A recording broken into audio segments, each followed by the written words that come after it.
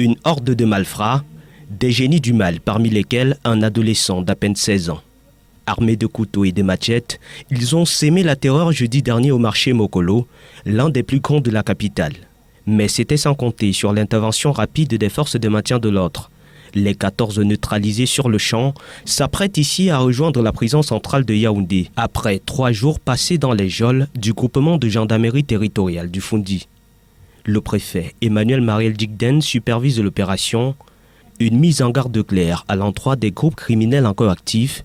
Le phénomène des microbes n'a pas sa place à Yaoundé. Le phénomène des microbes sera combattu dans cette ville avec la plus grande énergie et la plus grande fermeté. Nous n'allons pas tolérer. Et nous lançons une mise en garde sévère à tous ceux qui voudront oser faire le désordre. Nous n'allons pas tolérer. Il faut appliquer toute la rigueur dès que c'est encore le début pour que les prochains lisent leur avenir dans le traitement actuel. Sous bonne escorte, les hors-la-loi sont conduits vers leur lieu de détention, la prison centrale à Konengi. À l'arrivée, une foule de curieux accourt pour vivre la scène. Des populations victimes au quotidien d'actes de terreur.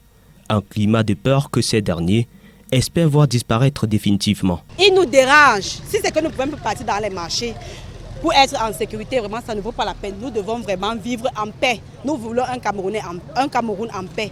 Que ces microbes-là, qui puissent payer. Ces 14 jeunes seront bientôt rejoints par 13 autres microbes, arrêtés grâce à des renseignements de terrain.